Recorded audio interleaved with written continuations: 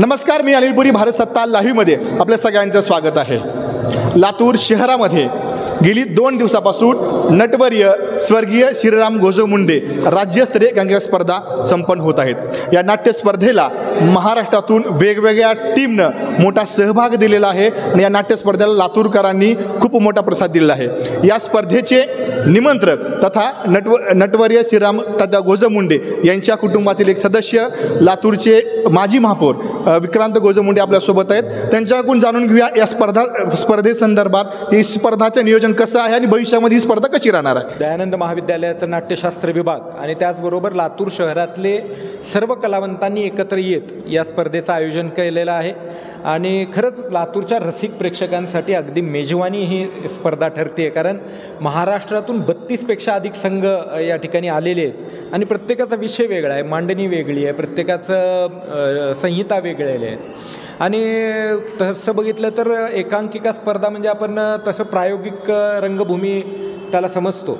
आपल्याकडं राज्य नाट्य स्पर्धा मागच्या काळापासून होत आहेत, पण एकांकिका स्पर्धाचा फार मोठा विलंब मागच्या काळात आपल्याकडं झाला.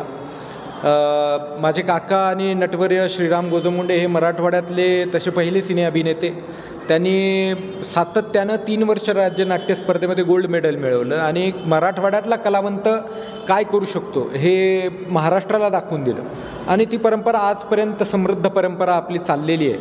पण आज आनंद एवढ्या गोष्टीचा होतो आहे की त्यांच्या नावाने श्रीराम करंडक जो इथं होतो आहे त्याला महाराष्ट्रभरातनं नाटकं इथं येत आहेत. मला वाटतं श्रीराम काकांना खऱ्या अर्थानं हीच योग्य श्रद्धांजली ठरलेली आहे. मागच्या 2-3 आज 3रा दिवस आहे आणि उत्स्फूर्त प्रतिसाद लातूरकरांनी दिलेला आहे. उद्याही त्याचा बक्षीस वितरण सोहळा संध्याकाळी पार पडतो आहे 6:30 वाजता. सिने अभिनेते अरुण नलावडे साहेब आणि पोलीस उच्च अधिकारी आपले शहाजी उमाप साहेब हे पारितोषिक वितरणाला येणार आहेत आणि उद्यासुद्धा मुंबईवरनं आलेल्या 5 कलाकृती या ठिकाणी सादर होत आहेत. म्हणजे अगदी विलक्षण अनुभव लातूरकर इथं घेत आहेत.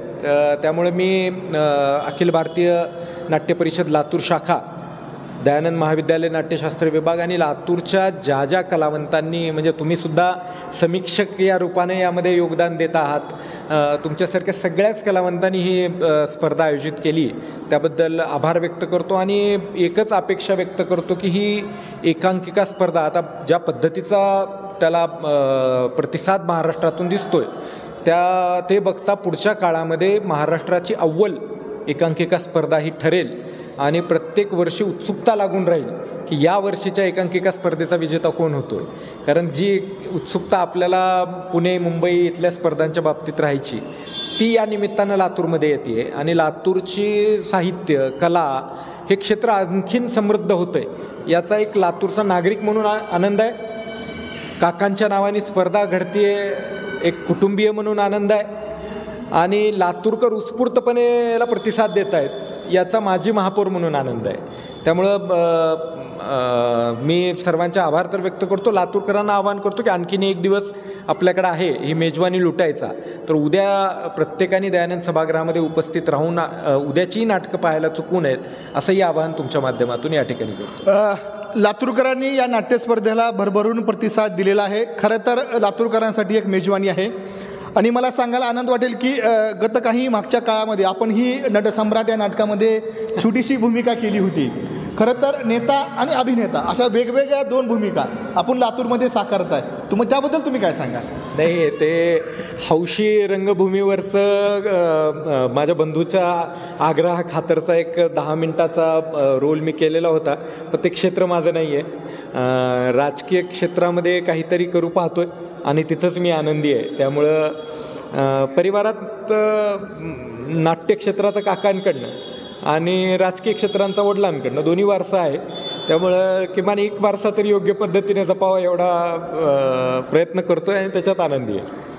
येत्या काळामध्ये वेगवेगळ्या एकांकिका स्पर्धा महाराष्ट्रामध्ये होत असतात, परंतु येत्या काळामध्ये सांस्कृतिक क्षेत्रामध्ये लातूरच्या नटवर्य श्रीराम गोजमुंडे एकांकिका स्पर्धा वेगळ्या ठरतील आणि महाराष्ट्राचं एक वेगळं आकर्षण ठरेल. या अशा वेगवेगळ्या बातम्या पाहण्यासाठी पाहत रहा भारत सत्ता लाईव्ह.